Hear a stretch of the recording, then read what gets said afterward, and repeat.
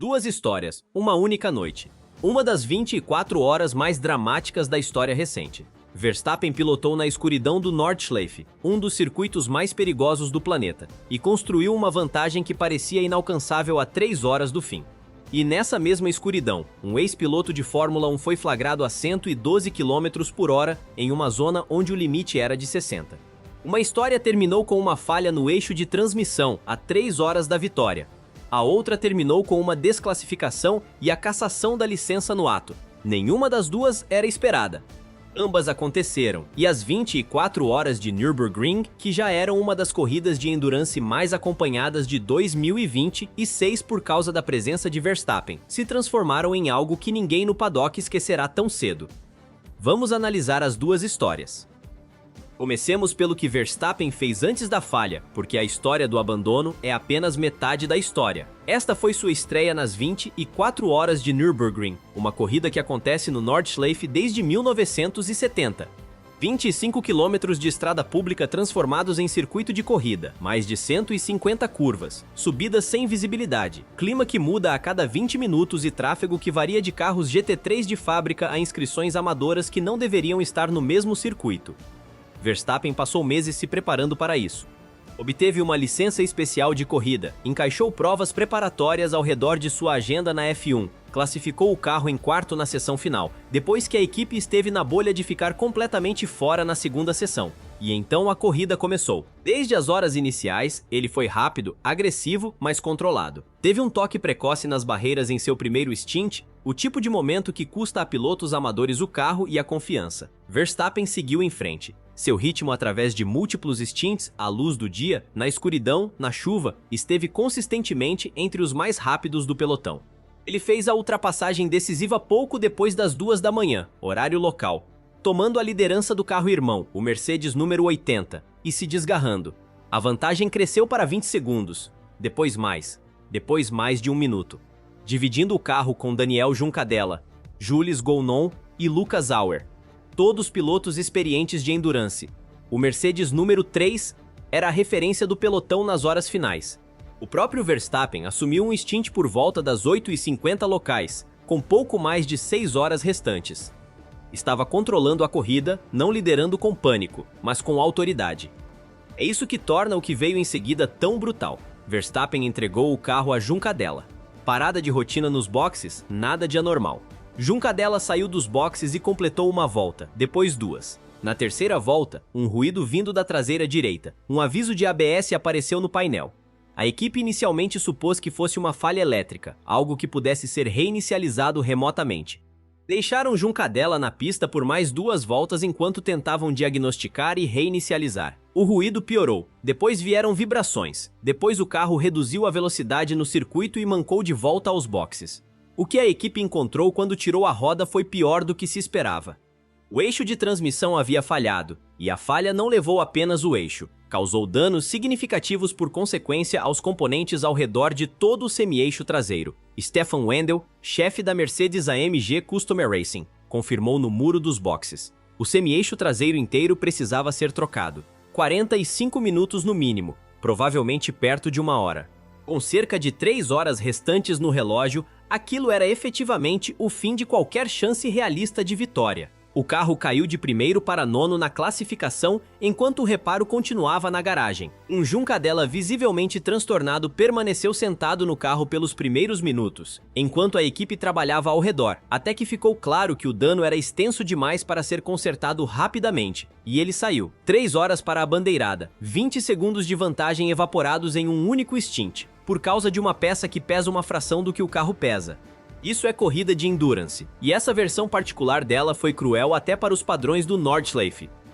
A equipe decidiu reparar o carro de todo modo, não pelo resultado, mas para mandá-lo de volta à pista nas voltas finais, pelos torcedores que estiveram ali por 24 horas. Verstappen concordou de imediato. Essa decisão diz algo sobre como ele encarou o fim de semana inteiro. Esta não foi a primeira vez que Verstappen teve um resultado negado em Nürburgring em 2026. Foi a terceira.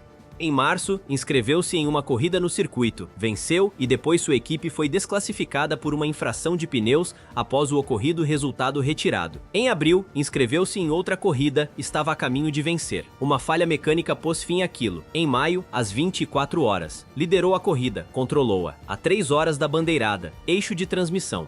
3 tentativas em Nürburgring nesta temporada, 3 resultados destruídos por circunstâncias fora de seu controle. A desclassificação de março foi um erro da equipe, um pneu que não atendia ao regulamento técnico pós-corrida. Verstappen pilotou perfeitamente, o resultado desapareceu de qualquer jeito. O problema de abril foi mecânico, o eixo de transmissão de maio, mecânico. Nos 3 casos, o desempenho de Verstappen não era o problema. Os resultados foram levados pelo azar, por erros de equipe e por peças que falharam no pior momento possível. Isso merece nota, porque Verstappen já disse publicamente que pretende voltar às 24 horas de Nürburgring. Não disse com resignação, disse como declaração de intenção. O Nordschleife levou a melhor sobre ele neste ano. Ele voltará. Essa certeza vinda de um piloto que acabou de ver seu terceiro resultado da temporada neste circuito desaparecer diz algo sobre o que essa corrida significou para ele e sobre o que continuará significando. A história de Timo Glock é um tipo completamente diferente de drama e requer algum contexto sobre como o Nordschleife de Nürburgring funciona de fato como local de corrida. O circuito tem 25,4 km de extensão. Corre através de florestas e vales no que costumava ser uma estrada pública. Veículos de recuperação, incluindo caminhões de grande porte, operam no circuito ao vivo durante a corrida. Não há como neutralizar completamente um circuito de 25 km com um único safety car. Em vez disso, o Nordschleife usa zonas de Code 60, seções específicas da pista em que o limite de velocidade cai para 60 km por hora. Essas zonas são sinalizadas por placas, bandeiras e sinais luminosos com bastante antecedência.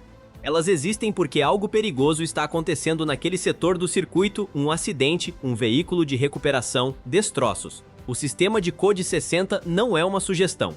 É um protocolo de segurança que protege fiscais de pista, pessoal de resgate e outros pilotos.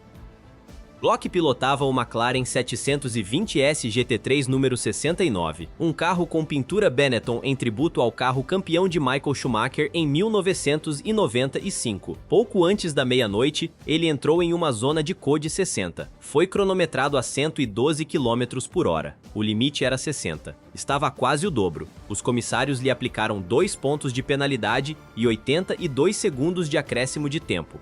Mas Glock já tinha 2 pontos de penalidade das sessões classificatórias das 24 horas, 4 no total. O limite para a revogação da licença no Nordschleife é de 4 pontos. Sua permissão DMSB, a licença exigida para competir profissionalmente em Nürburgring, foi imediatamente revogada, desclassificado do evento.